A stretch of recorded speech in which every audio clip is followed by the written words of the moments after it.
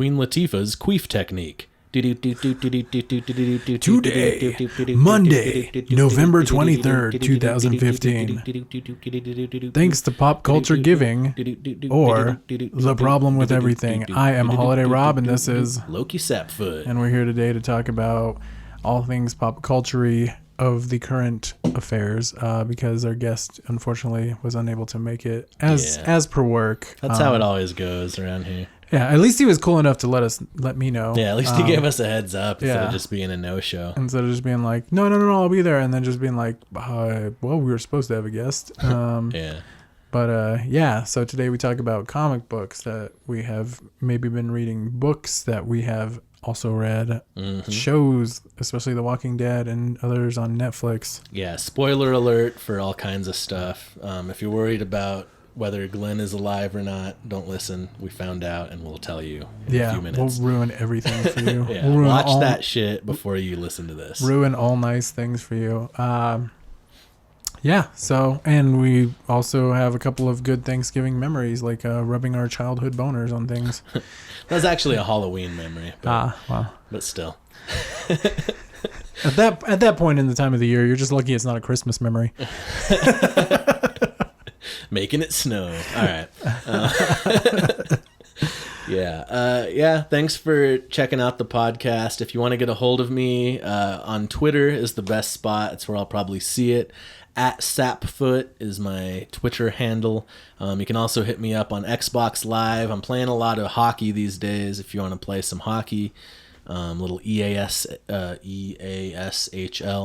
It's good times. Hit me up on that. Live World 23 is my gamer tag on Xbox Live. I'd love to change it to Lowki Sapfoot. Can't do that. Can't give them $10. If you give me $10, I'll give them that $10. You can give me $10 by buying my album on lowkisapfoot.bandcamp.com, where you can get it for free or you can donate. Once I get $10 worth of donations, I will change my gamer tag. So there you go. Where can they find you, Rob? They can find me on Twitter, on the Twitter machine as well. Twitter. At Holiday Rob, all one word, Holiday ROB. And I also play some games, although not right now. My controller's kind of not functioning at 100%. When it is, I'm on the PSN network with a PS3 playing Battlefield 3, which, if you're not a child and have given up on what's the Call of Duty. Real men play Battlefield, sorry. Oh, real girls too, actually.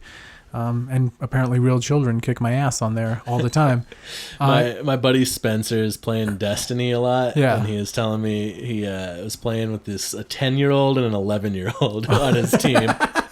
And they were like, the one wouldn't shut up about all the pussy he's getting. And Spencer was like, dude, you're not getting pussy. You're 10. He's like, fuck you, bro. I am. Like, so funny.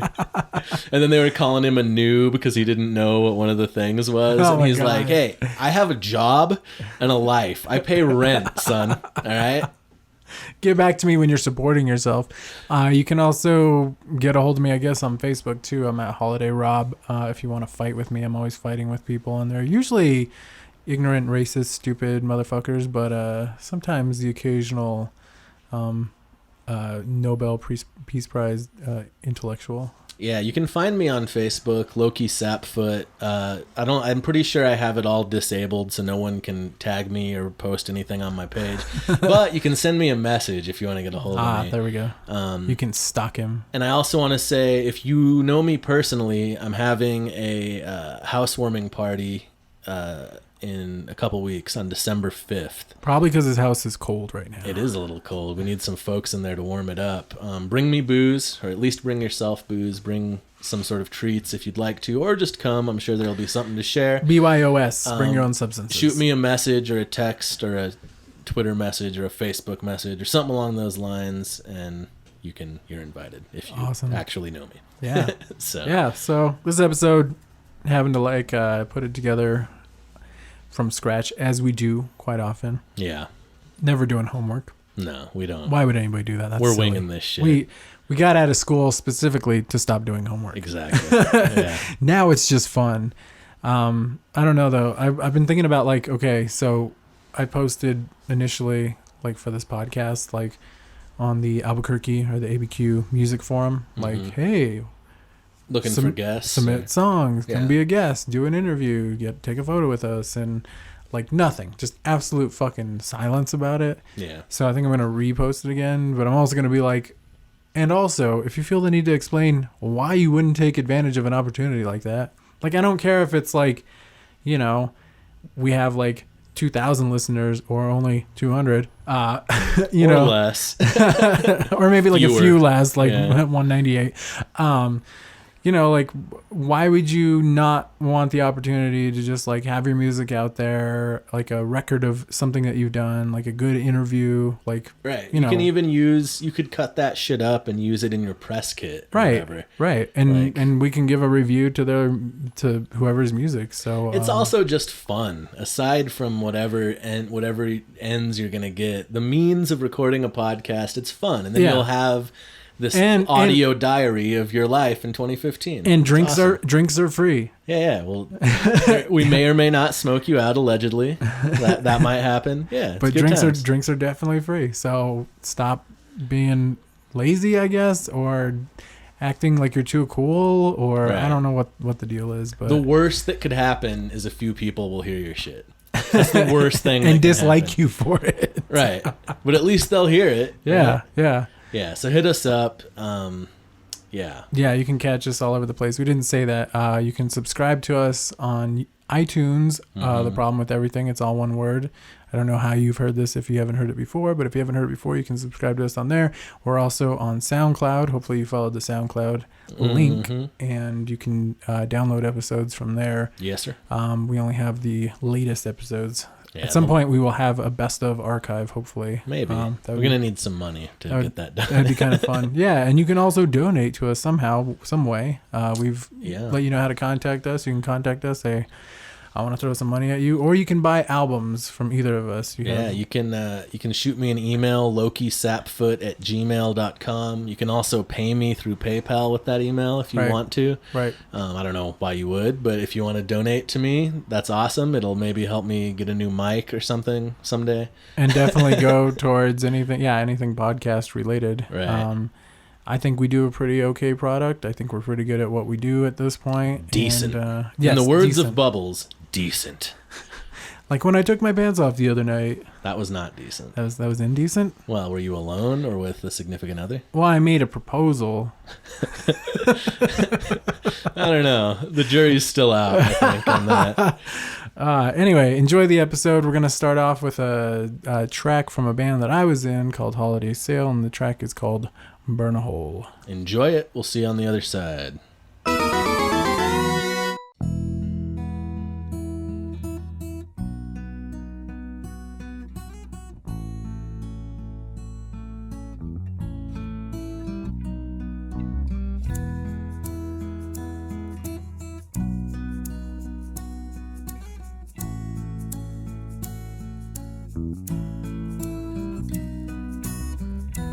In 4 more hours, I'm going away.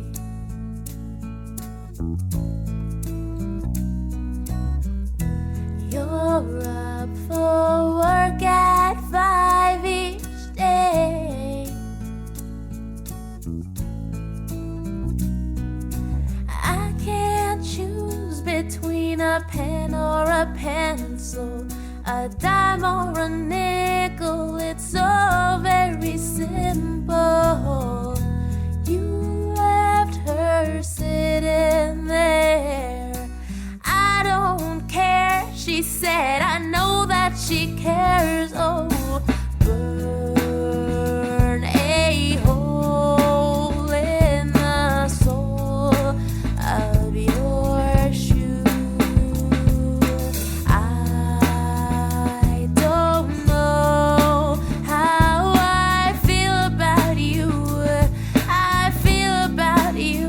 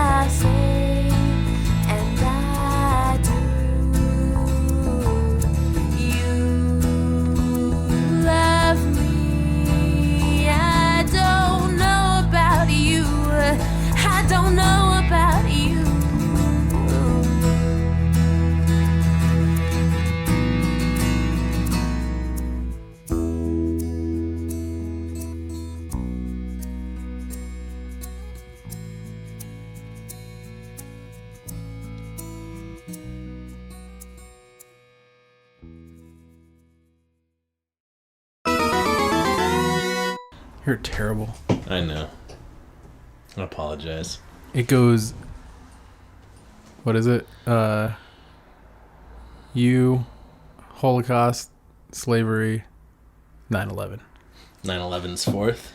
I'm first. Or is 9/11 first? I don't know. And I'm fourth. I don't know. I don't know how it's supposed to Because I go. don't feel like 9/11 outweighs slavery and the Holocaust as much as... No. Slavery actually wins, and then it's the Holocaust. That's what I would... Yeah. Well, slavery and Holocaust are pretty close, but Holocaust didn't go on as long as slavery and in as many places for... Yeah. Anyway. Good smelling. What are we drinking? We're drinking whiskey. Hancock single barrel. Hancock. Yep. It makes me want to put my hand on my cock. It's so good.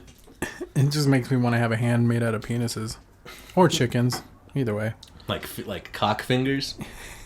This is Dr. Cockfingers. You could fist a chick with 5 dicks. You could put it in a bag and have a bag of dicks. Do you if you had dick fingers, would you feel them each coming so you could come 5 times while having sex? I feel like they would 6 times. I feel like they would be inert. Inert? Yeah, like they wouldn't actually be functional in that way. Oh, would you feel them though? It might not spray baby batter, but you could still have 5. Are they super orgasms. sensitive? Yeah. I don't know. It would be like a 9, when you were 9 and you first figured it out or whatever, but nothing came out yet, but it still felt good. It would be like that, right? Why is this kid rubbing his boners all over everything? He says it feels good. Yeah.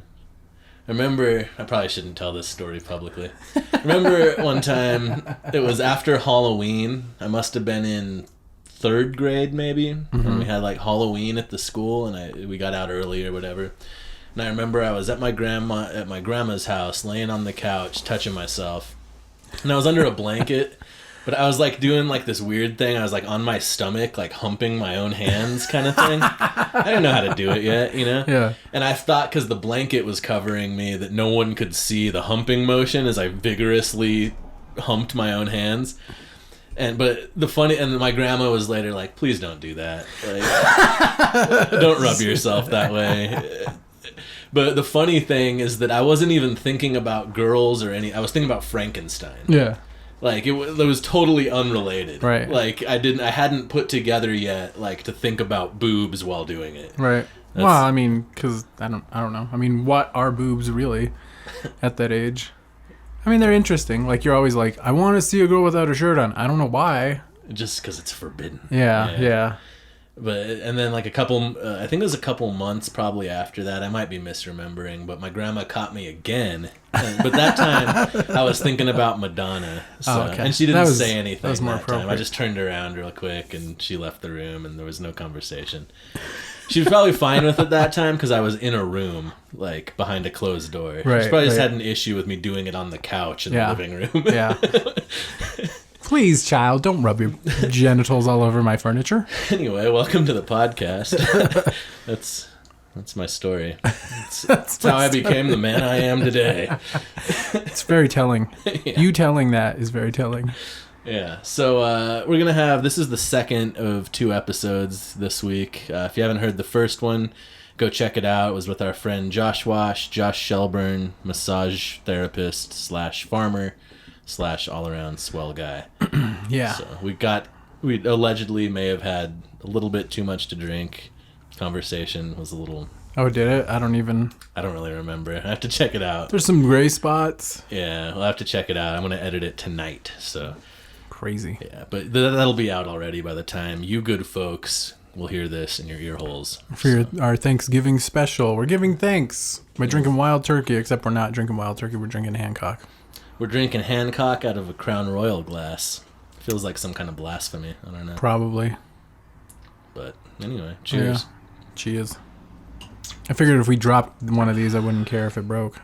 You know, I like Thanksgiving. I feel like... And strangely enough, that same grandma that caught me masturbating twice, back in 2001, she died 2 years before Thanksgiving. Oh, shit. So since then, it's kind of had that color of remembering my grandma. Yeah. You know?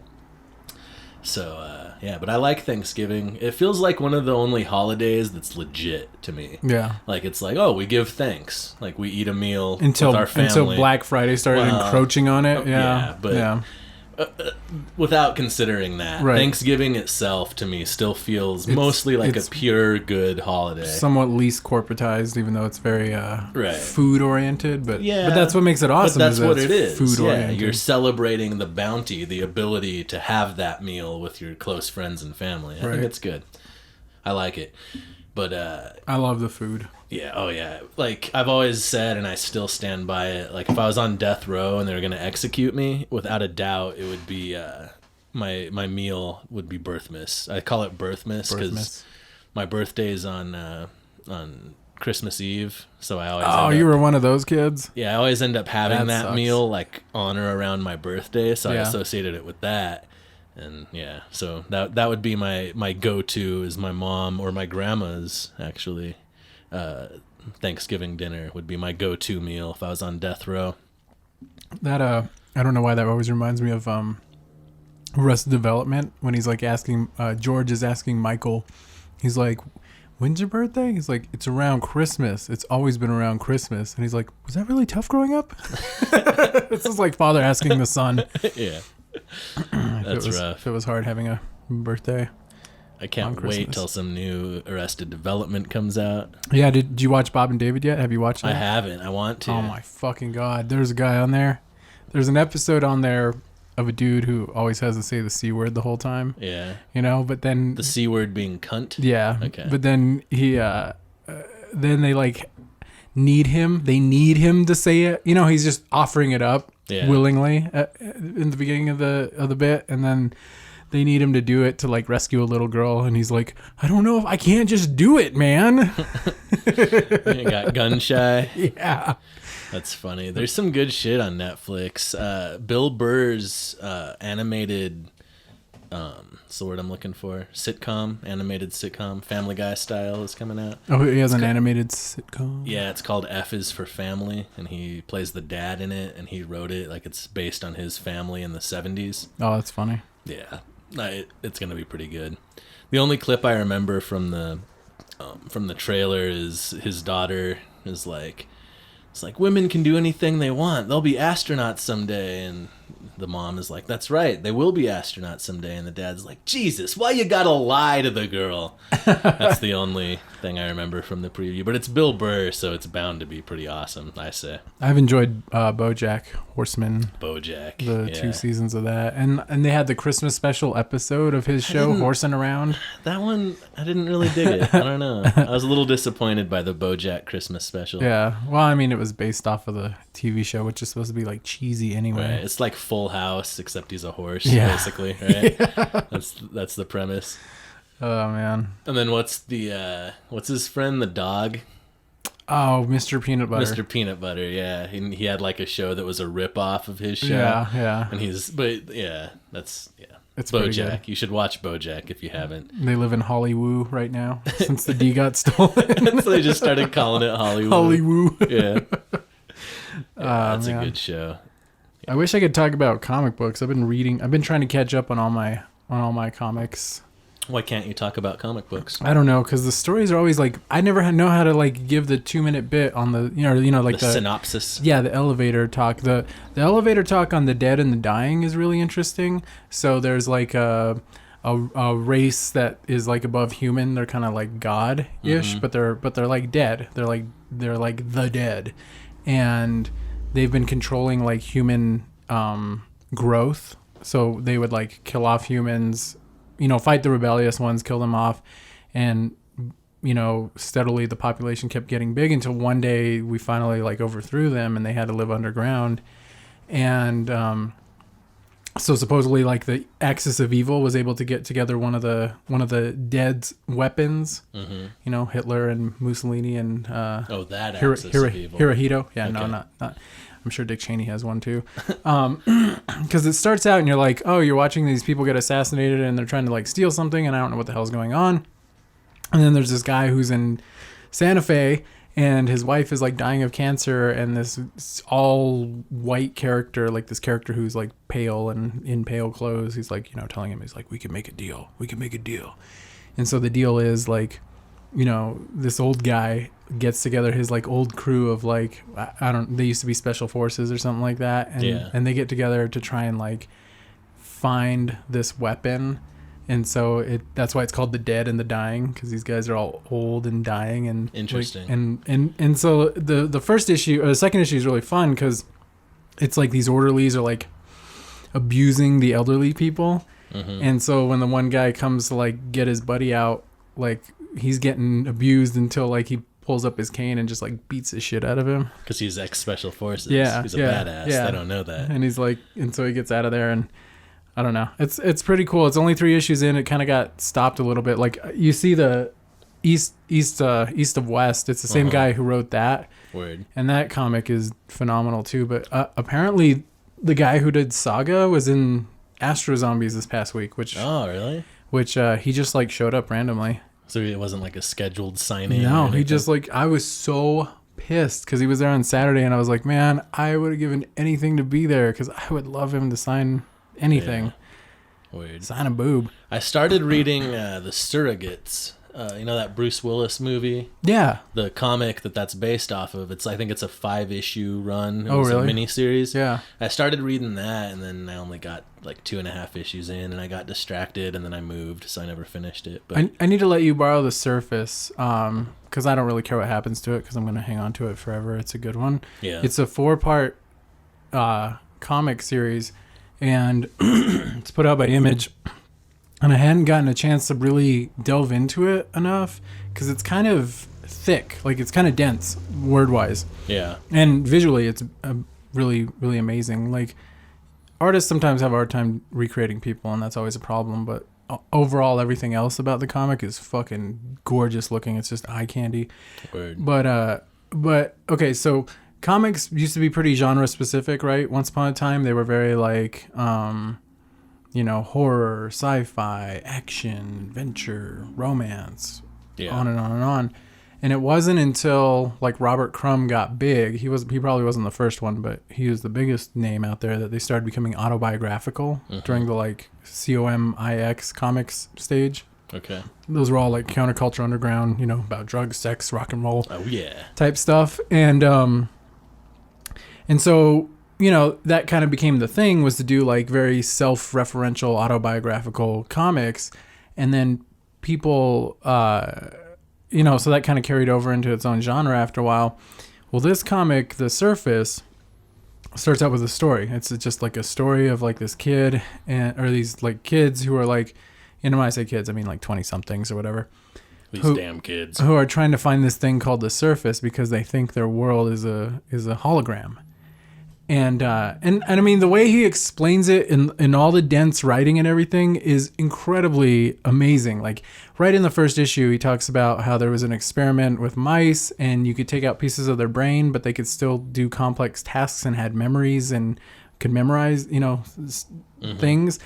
And he was saying, well, it's because the brain actively works as a hologram. It's right. It's a 3-dimensional. The whole is in each part, and yeah. So it doesn't. It's always it changes and shifts. Depending on what's there and what's not, and it'll still maintain as long as there's enough of it to do that. And and he's like, well, why is that true? Is that I don't. I need to look that up because it sounds like it might actually be true. I mean, because you can lobotomize somebody. If you take out the frontal lobe, they can't function as right. human being anymore. But there's parts that you can lose. Like you've seen people who've lost like massive parts of their brain. They don't have any motor function or memory problems. Like maybe it just depends. Maybe it's a case by case basis. But he's kind of talking about how what if obviously. What if the world is a hologram and stuff like that? So these kids are looking for the Surface, and by the I don't know if this is gonna be like a spoiler alert for you, but spoiler alert. But by the end of the 3rd issue, the character is like in a weird situation, and she looks like at you, the reader, but asks for the writer of the comic. Breaking the fourth wall. Yeah, and so That's on some Stephen King shit. So right there. it starts to become somewhat autobiographical by the end of the thing. Interesting. Like deeply autobiographical, like confessional almost to some degree. Interesting. Because I guess the goal is that he's trying to get to is, can I write something? He was like, I wrote a story that was cool, but he's like, but I don't feel like I wrote anything that could be connected with anybody. He's like, I don't know if I was just trying to be cool or, what the deal is. So it kind of takes that shift of you like reading this kind of surrealistic and visually surrealistic thing about a futuristic world where things might be fake, to like crossing over into trying to interact with the reader almost directly from the writer, not using any other like, mechanisms of like characters or things like that. That's pretty, and it's a 5-parter? It's only 4, it's only 4 issues. That's pretty interesting. It's pretty cool. That's cool. I was pretty impressed that somebody was at least trying to do that. Like, yeah. What's up, motherfuckers? This is Lowki Sapfoot. You're listening to The Problem with Everything. Right about now, I want to play you a song.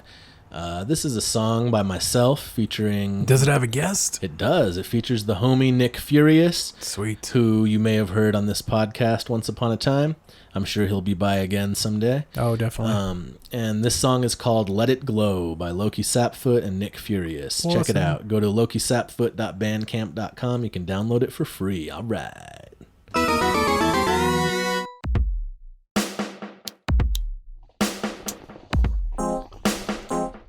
Let it glow, let it glow. Let it glow, let it glow. Let it glow, let it glow. Let it glow, let it glow, let it glow.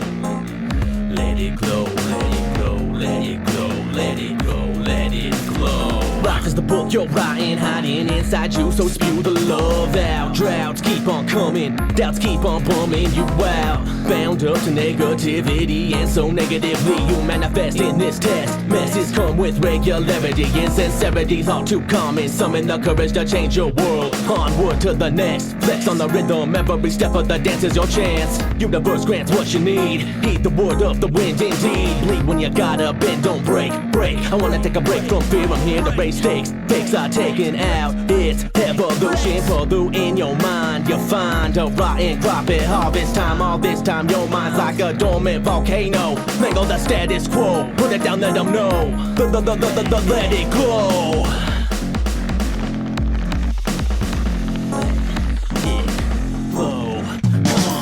Let it glow. It's already inside you, just let it guide you. Let it glow. Let it take control. Let it glow. It's already inside you, just let it guide you. Let it glow. Every new day is a miracle. Let it glow, follow the light, and you will know if you're doing it right.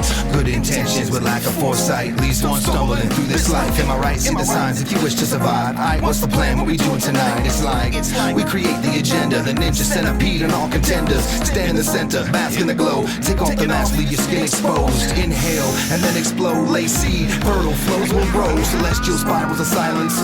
Down with the violence, no more tyrants. Insert the sword in the dragon's iris. Restore the right to hold some things private. Furious and low-key, penetrate your headspace. The sensei up in your mente. Swing for the fences, attack your defenses. Success, break it down to the essence. God bless this excellent experiment. Let it glow, lead the way to the pyramids. It's imperative that we spit the narrative. There it is, yo, there it is.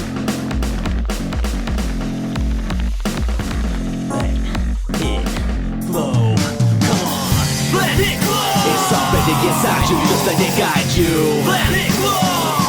Let it take control. Let it glow. It's already inside you, just let it guide you.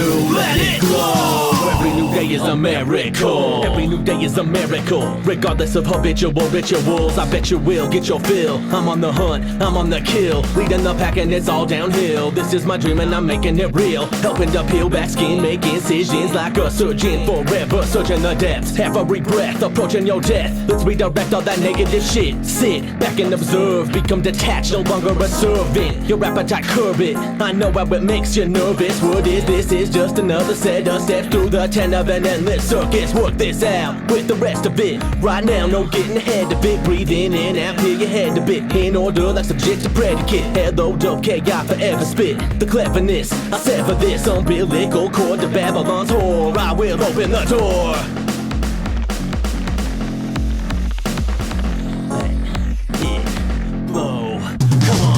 Let it flow. It's already inside you, just let it guide you.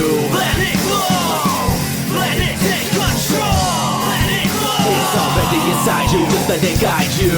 Let it flow. Every new day is a miracle. Let it flow. It's already inside you, just let it guide you. Let it flow. Let it take control. Let it flow. It's already inside you, just let it guide you. Let it glow. Every new day is a miracle. I'm a fan of weird shit like that. Like, have you ever heard of House of Leaves? No. I mean, it's the name is familiar. It's a novel. It's not a comic. Okay. It's this book, and I actually haven't read it. I'd like to, but my friend Bryce told me about it several years ago. It's this book. In the book, this guy gets this house or something, and it's like this mysterious house where it's bigger inside than outside, like that kind of thing. But then all this weird shit starts happening. But the book itself is like a puzzle. There's like drawings and margin notes and stuff in the actual published book. Yeah. So aside from just the story that's in it, there's also puzzles to solve and mysteries to ponder based on how it's written and crazy. what information is included in it. Mm-hmm. And there's like diagrams and weird shit and like. Yeah, I'm a big fan of that kind of thing, like taking a medium and expanding it beyond what it would be. I don't know. It's cool. I think that's really fun. I had thought about when looking at the Death Panel Socialites thing, I was trying to keep it like, what if I just did official documents for parts of the story? Like have a main thread, but then official documents show up throughout to kind of like fill you in on what the world is and what's going on. And because trying to create like 4 fully fleshed out characters to explain a world is really fucking hard. Yeah. And I don't know. I'm stuck there. The Surrogates actually does that using documents and newspaper clippings and that kind of thing to set the world. And I'm always impressed, especially in the comic book genre, of how quickly they can move a story along. Because you're looking at the Surrogates, I'm like, this is only 5 issues. Like, how are they going to tell this whole story in this amount of time? Right. And I'm always impressed that comic writers are able to craft the story using the minimal amount of writing. Yeah. Right. But I think that's the way comics kind of work, is because you don't need a lot. You can do things visually. Like I was I don't think I talked about this last week, or maybe I did. I was talking about one that was about archaeology. It's called Outer God, and it starts out with this guy who's like running from something, and he like writes a note to his wife on his like notebook that he's carrying with him, and he's like, if you read this, that means I'm dead, please don't follow me. And so she gets the package, like in the beginning of the comic, and there's just like a whole page of panels without any dialogue, but you like totally see the like range of emotions that she goes through as she like finds it, reads the note, throws it against the TV, it goes all over the place, and then like cut to the next panel is like night, later on in the evening, you can tell it's darker, and she's like picking it back up and then sitting down to read it and kind of seeing the frustration and sadness and all that stuff that she goes through in like that one page. So I don't know.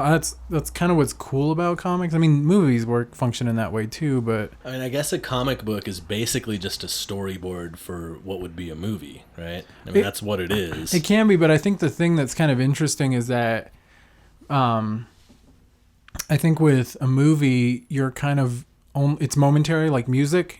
Once a moment goes by, you can't necessarily revisit that right away. Right. Whereas, like with a comic, you can kind of almost skim ahead visually, not on purpose all the time, but sometimes you can. Yeah. And then go, wait, what happened? And then kind of go back through it a little bit with a finer tooth comb. I got real into Spider-Man, The Amazing Spider-Man. Back right around when I graduated high school, I was wasting all my money on Spider-Man comics when I graduated high school. And there was one issue where they did an entire issue with no dialogue. And when I Really? first got it, I thought that it was like some kind of weird misprint or something. Yeah. Which, I mean, of course, I didn't understand how it worked. You wouldn't... It's not like they draw it all and then place the bubbles on top of it. Those are drawn as part of the drawings from the beginning. Yeah. But I didn't know that at the time. And I was like, what the fuck? How come they're not saying anything? Yeah. And then I reread it and I was like, oh, they're telling the story with no words. Yeah. And the whole issue has no dialogue That's at all. crazy. It's badass. Yeah. There's an issue of Rocket Raccoon, the recent one that came out on Marvel. Yeah. That's like that, and it's because it's Groot telling the story. Is that the guy from the Guardians? Yeah, the big tree one. Yeah. And so all he does is just say Groot, Groot, and all the characters go Groot, Groot, Groot, and like through the whole thing. Because that's So all it's- he says. Yeah, right? and so it's just like visually told really well like that, and That's cool. it's really funny. It's a pretty good one. So kind of overlapping comics to TV. The Walking Dead. Spoiler alert, everybody! Like Yeah. seriously, fucking spoiler alert. If you haven't Seriously. watched the first 6 episodes of The Walking Dead, season 6 is this, I think. We're on 6, yeah. Then go ahead and either fast forward or turn this shit off now, Right. because guess what? Glenn's alive. He's not Glenn dead. is alive. As I predicted, he scooted right under that dumpster and got away. I thought it was a little bit lame. Just like, how are those zombies not even like trying to grab his legs or anything? They're Right. really preoccupied by the one body that's on top of him. Wow, maybe that guy was really delicious because of his despair. Yeah, he looked pretty delicious, I gotta say. But I don't know. But yeah, I was right. So suck it, Clark. If you go back a few episodes, you'll hear Clark Andrew Libby, our guest, somewhat condescendingly telling me, it's okay. It's okay. Glenn's dead. You're going to have to deal with it. It's okay. No, I know. It's okay. Yeah, well, it wasn't okay. He wasn't dead. Suck it, Clark. Well, Clark texted me today and he was like, oh, I feel like I should publicly apologize to Lowki. Nice. So there it is. That's his public apology. I accept your apology. I was right. I accept your apology. Slavery was wrong. Yeah, so Glenn's alive. That's cool. But as always on The Walking Dead, they give us one thing and then we go, oh shit. Oh, shit. Yeah, the So- episode ended on a very sour note of the wall coming down. Yeah, they've entered the full realm of No Way Out arc from the comics. It's on. Oh, really? Is that? Yeah. Oh, man. I need to get my hands on the second compendium. I've read through most of the second compendium. I'm trying to like catch up to issue 100 because I've read from like issue 100 to like 108, right before All Out War. Mm-hmm.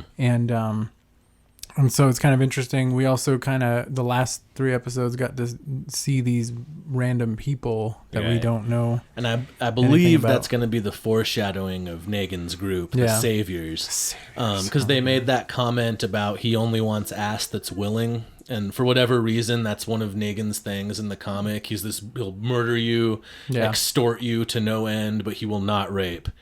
And anyone that rapes in his group, he Is kills. killed, yeah.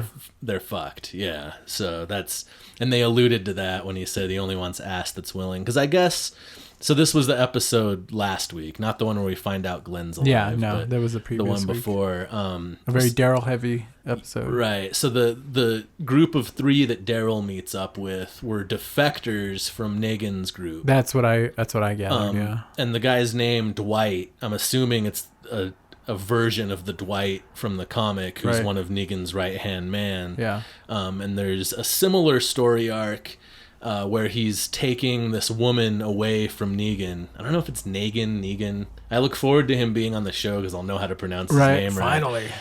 But there's an arc where so Negan is this asshole who takes any wife that he wants from the group. Yeah. Multiple wives. Right. And it's just his now, and he says it's not rape or whatever because he's in charge. You know, he's an asshole. He is an asshole. So that was what the story in that episode was. Dwight taking this woman. I don't know. Was it supposed to be his significant other? I couldn't they they never didn't really really- quite allude Yeah. to necessarily what it is. You know, Right, but like, they were on the what run from this relationship is. group Yeah. because And Negan they wanted thought this girl. Daryl was part of the group. Right, that's who they mistook him for. So, yeah. We still don't know who said help on the radio that him and that Daryl and Sasha and Abraham heard. Yeah, I assumed it was Glenn. I thought it was Glenn. It doesn't seem to be now, though. It seems to be someone back at Alexandria. Whoa. Right. Someone back at Alexandria saying help Possibly, because yeah. the wall came down. Yeah. That's what it seems to be. Yeah. But they should be in somewhat decent shape because they're going to come back. They have a fuel tanker. They can light them all on fire. Right. Which that's a waste of all that fuel, but still, it'll save their ass. At this point, yeah. And Abraham has the RPG. Oh my God, that's right. So Yes. they might park it, soak all the walkers, and then launch a grenade Boom. into them and set them all ablaze. We'll That'd know. be We'll fucking know. sweet. We'll know after Thanksgiving because that'll be the halfway break point. So that's the finale, and then I'm pretty stoked for this season. This season's been really good. Yeah, Like, it's been really good. The storytelling took a step up. It's not just this happened and then this happened. and then this happened. Yeah. Like we have to deal with all the time shifts and figuring out, wait, when did this happen? And Right. that's kind of fun. Like, and it's fun, and even the backstory episodes are still good. Like the one that was with the Morgan Heavy episode, the Zen Master. That Morgan was episode. a good episode. The timing was pretty rough because that was the one right after is Glenn yeah, dead. Yeah. And then there's no mention at all. That was pretty rough. People were upset, but that was a good standalone episode. And now it's starting to come together though with Carol finding, Morgan's hiding place, and right, because he's trying to take the doctor. Right. So that's cool. I'm enjoying the shit out of this season. It is so good right now. I gotta say though, I was a little disappointed that Carol, like, how does she not see? She made Lizzie look at the flowers, right? Right. How does she not see that this kid that won't come downstairs is about to murder people? Especially when she tells him, you have to kill people. She doesn't specify kill the bad people or the monsters. She's just Right. like, oh yeah, you gotta kill. He's like, oh, okay. Oh, you're leaving Judith here as my mom locks a gun up in the house? Okay. Like, it was a little iffy foreshadowing. He I was thought. pretty creepy. He did creep me Yeah. out. I wasn't necessarily thinking he was going to kill anybody. I thought that was supposed to be mostly for like Carol's benefit, as far Maybe. as like trying to make her question like what her, because like she's turned pretty does not give a fuck about killing Ruthless. people. Yeah. Yeah. She has no remorse. There is no Ruth anymore. She's Right. ruthless. She is without Ruth. Yeah. Yeah. So that's pretty crazy. Yeah. I was also a little disappointed that she didn't like take Judith with her. I thought it would have been like hilariously awesome if she went and just fucked up that wolf guy while holding the baby. Just like all nonchalant, just stabs him in the face without even skipping a beat holding Judith. But Right. I guess the responsible thing to do is to leave the baby. But, Yeah. But I guess she trusts Jesse. I guess I had a Jesse passes her test of I had a really good time trying to learn something about Enid. Mainly because now we're dealing with Carl, Enid, and whoever fucking what's his name? Mr. Scott? Gun- Is that the dad's name? I Gun don't crazy little kid. We were watching that episode and I was like, oh man, white boy with a gun. Nope, it's Right. a bad idea. That kid. That Haven't kid we is learned some our lesson, straight America? up Columbine shit. Yeah. The look in his eye. Yeah, and just the fucking- interest and the like wanting to carry it around and have it. Like as soon as I saw him take those, I mean I already knew, like I had the bad feels about him, right? And so like when he grabbed ammo and stuff like that, I was like, ah shit. Why do they have Olivia guarding the fucking armory? Right? They have one inept chick guarding. Well, she's the doing guns. double duty. She's Right. doing the pantry and the ridiculous. guns. Yeah, they should have Carol there. There should be an armed fucking. And if not that, there badass should there. be a gate that has a lock on it, At so you can't least. get in there without a key. Right. I guess that wouldn't help the plot move along, but Yeah, well, speaking of Glenn's plot armor, I guess the lockup has to have a lack of plot armor, whatever that term is. Plot. but yeah, the crazy thing about that. So then it's like, okay, it's not bad enough. We're like back to Enid. It's not bad enough. We're in the zombie apocalypse. Now we have to deal with angsty fucking teens, and Glenn having to deal with her, and kind of like pulling something from her at least, like story wise and interest wise. She's just like, this is over. We just need to let it all happen and be the end. Somebody on Reddit made the best joke. So you know how she tied the balloons to her? She had the balloons floating. So instantly, anybody that's played Mario Kart instantly conjures that, right? Yeah. Somebody goes, I guess Enid's just getting ready for whatever turtle shells may come her way. Which is both a reference to her eating the turtle and a reference to Mario Kart. That was way better than mine. I was like sitting there like, what does Glenn think they're going to do some up shit and just go right over the wall? That was another, yeah. Like I expected them to float in on the balloons and then shoot them one by one to descend. Although I don't know that releasing the balloons is really the best strategy. But I guess they don't know that Enid does know that they got attacked by the wolves. Yeah. So isn't that like... See, the thing that giving away their position? The thing that freaks me out about Enid, and we're going to get back to Carl real quick. Coral! The thing about Enid is like I can't like decide if she like knows about Negan's group at all, like if she might have been a part of that and then tried to get away from that. Yeah. But then it's just like I don't care whatever group I'm with, they're all fucked up or something like that. Like I get a weird feeling about her. She really freaks me out. Well, she keeps saying stuff like they're just people. They're just like everyone. Like she seems to have a real cynical view of humankind at this point. Right. So I don't know if have they implied if she went straight to Alexandria from her solo journey after her parents died, or have they not really told us? They did like a backstory on her, but they showed her parents dying. Yeah, and her but it felt JSS. It felt really. Yeah, and that was there. Where was that? It was in one of those cities, the JSS. Yeah, I don't know. I guess we'll find out when we get towards wherever we're going. But I feel like as some parts finally start catching up with the comic, I mean, it's always followed the comic pretty closely. I mean, clearly Rick didn't lose his hand, but this whole Scotty's got a gun thing that's going on. Is that his name, Scott? I don't remember what his... Was that the dad's name? I can't remember. I can't remember what his name is. But he's just a little bitch with a gun. Yeah, he's just a little asshole. I just kept thinking like, well, maybe this is where Carl loses the eye. Yeah, spoiler alert. I'm pretty sure that's what's going to happen. Yeah. Because that's an easy... Because he keeps it covered most of the time, so all they have to do is CGI a hole in his head once or twice. Right. And then he just has a bandage. It's going to be crazy. Yeah. I'm excited. Because that's essential to later Carl's psyche. Oh, really? Because he's already well on the road to not giving a fuck and being a badass, but once he gets half his face blown off and survives it, like his angstiness as he goes into late teenhood really...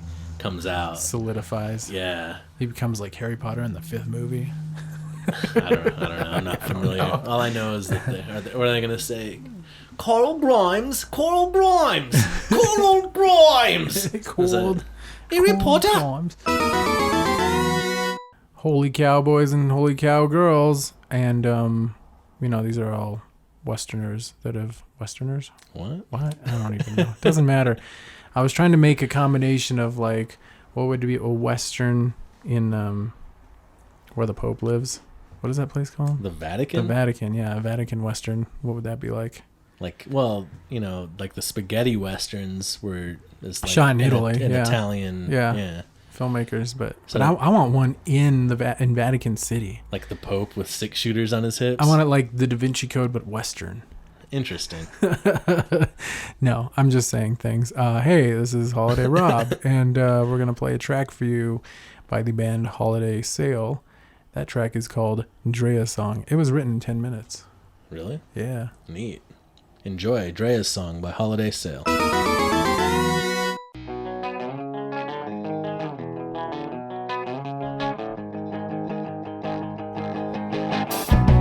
are all the things we need to talk about. Although I've laid them out in front of you, and all you've done is spit them down from your mouth. Pour silver words covered in mud. Will I still listen to their false beliefs, which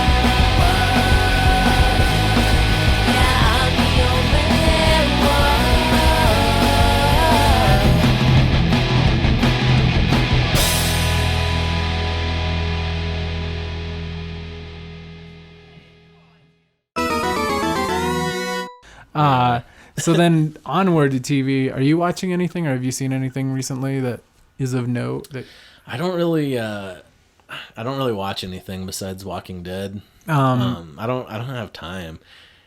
It's hard enough just to get through the video games I have while working, and especially if we're going to be doing like a band thing again, like one night a week. TV's out the window. Yeah. Especially I'm doing the hockey league now, so I got to keep like 3 nights a week open for that shit. To deal with some Canadians. Yeah. I got traded. I'm on the Moncton Wildcats now, which is a way better team than the one I was on. But that kind of sucks for me because I'm not going to get any playing time. But if I can, I'm two games this week, so I got to show up and do well, and maybe I can impress the coach. Yeah. So going back to our Netflix conversation, which we opened with a little bit, I watched Aziz Ansari's Master of None. Yeah. It's good. It's really good. His parents are in that, right? His actual parents, I believe. I think I saw names, so maybe they are. It's hilarious though. It is so funny. I don't even know what's the premise. Basically, just like him in his early 30s trying to figure out how to adult. So it's a sitcom. Yeah. It's like not like a one room sitcom or anything like that, but it every episode's like got a pretty heavy theme. Like one's about parents, one's about the racial one is amazing because he basically like plays himself, not necessarily like a stand-up comic, but a guy who's like trying to get acting jobs in New York City. Okay. And in one of them, it just like the whole race thing, like he goes to like try out for a cab driver for some like crime exposition type TV show or whatever, and they're like, well, can you do an accent? And he's like, but I don't have an accent. And they're like, well, but this is a cab driver. And he's like, well, I'm pretty sure there's cab drivers who don't have accents. And she's like, well, then we require you to have an accent. And he's they're trying to get him to... And he's like, well, I'm not going to do an accent. Yeah. And she's like, all right, well, we'll let you know. And he's like, well, you pretty much told me that you're not going to pick me because I won't do an accent. And it's amazing. It's like, it was such a good episode about like race and racism in Hollywood. Cause then guy that you've met, Busta Rhymes, shows up in the fucking episode. It's so funny.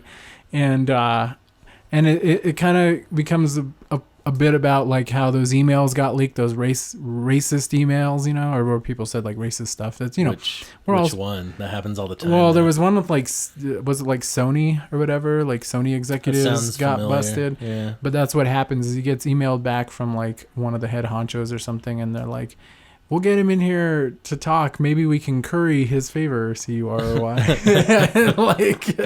And he's like, I should release this shit. And then the guy tries to like wine him and dine him, takes him to like a Knicks game and, that kind of stuff. That's funny. And I don't know. It's like, it's a cool conversation to have. Like, it's a cool conversation to bring up. And honestly, I forget Aziz Ansari, is like, is ethnic as he gets called. To me, he's a white kid. Like, because the way he acts, to me, he's a suburban white kid in my head. Like, they made that joke in when he was in Parks and Rec. Yeah. Like in the first season, he's like hanging out in the van with this one dude, and he's like, so where are you from, man? And he's like, Pawnee, Indiana. He's like, no, where are you from? And he's like, South Carolina is where I was born. And he's like, no, where are you from? And he's like, I don't know what you're asking me. My mother's vagina? There's a bunch of good shit. What's it? Jessica Jones. I haven't seen that yet. Companion thing to the Daredevil series. Oh, okay. So the way it works is like I don't even know her story, but she's some kind of superhero too. Yeah. In the same Marvel universe as Daredevil. Okay. And then there's going to be a couple other shows set in that same Hell's Kitchen neighborhood. And then they form a group. I don't remember what they're called, but it's like the Avengers, like minor league team. They're like the street level version of the Avengers. Wow. So they're setting all that up through, and they made announcements about the next season of Daredevil too. That's going to be coming out like April-ish, I think. Yeah. John Bernthal, who played Shane on The Walking Dead, is going to be Frank Castle, the Punisher. Whoa. So that's going to be fucking That's going to be cool. Yeah, I'm looking forward to that. Elektra's going to be in it. I'm assuming through flashbacks probably, but they'll probably bring her back for her story of when she comes and tries to kill Daredevil. Yeah. And, all that shit. So yeah, it's shaping up to be I need a to lot start, of good watching. I need to start watching Daredevil. Been trying to catch up with. Oh, you haven't even seen season 1? I haven't watched any of it yet. Oh, it's good. Vincent D'Onofrio as the Kingpin. Oh, fucking man. phenomenal. Is he bald? Uh-huh. Yeah. Awesome. Yeah, he's much better than Michael Clark Duncan's Kingpin. Oh, For sure. that's too bad. Actually, he was pretty good. The movie just Michael wasn't so Clark good. Duncan. Yeah. Yeah. Anyway. Yeah. Ben Affleck. Yeah, I don't know. I guess we're going to do a short episode this week. There's not much to talk about.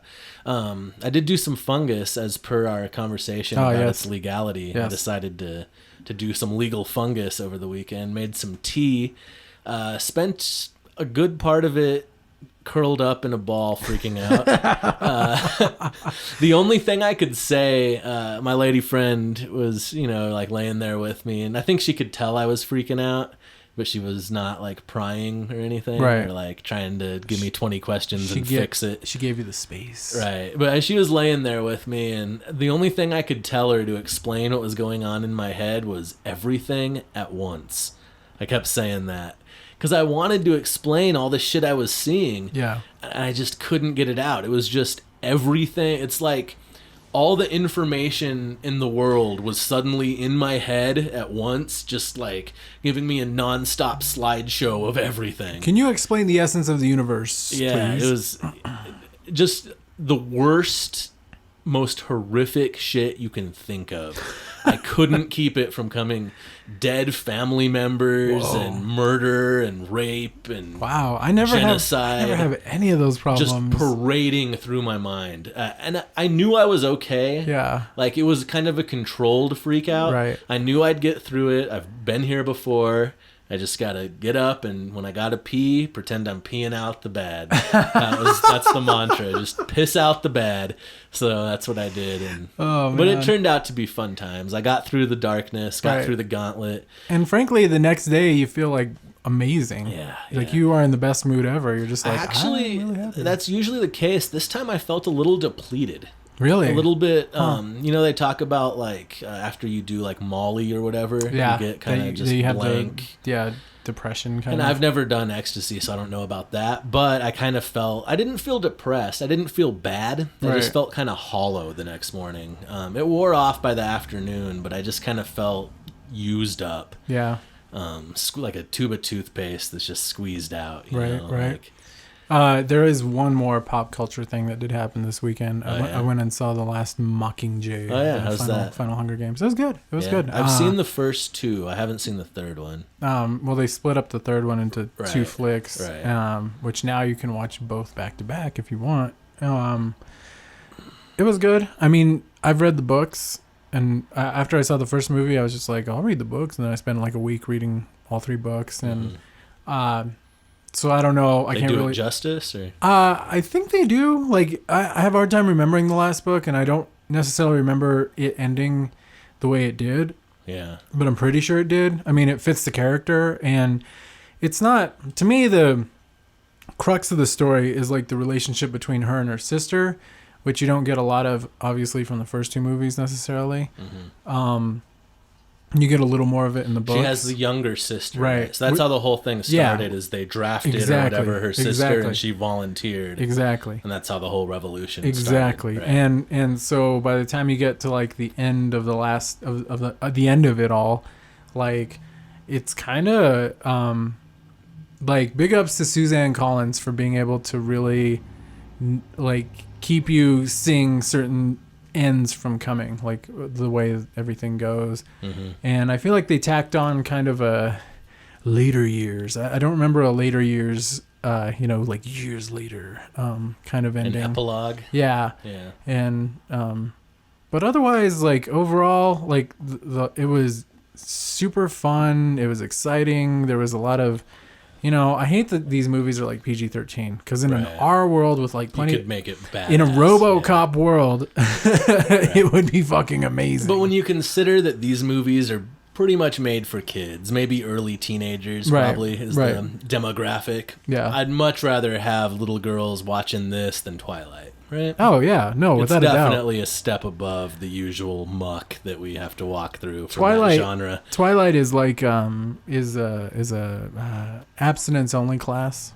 made into is that terrible 200-year-old vampire fucking that teenager? Oh yeah, eventually. Do they imply it? Or at some point it happens. Explicitly? Yeah. No, she gets pregnant by him. That's fucked up, right? That's pedophilia. Because, right, he died when he was 17. Yeah, but he looks like he's 17. Okay, but he's lived for however many hundreds of years and learned all that time how to manipulate 17-year-olds. How come Edward looks like 17 and dates a 17-year-old, whereas I look like 17, date a 17-year-old? I get in trouble. He doesn't. What I'm the fuck? suddenly the bad guy. Yeah. Just because I'm not a blood-sucking monster? Something doesn't add up here. Just because I don't look all diamondy in the sun?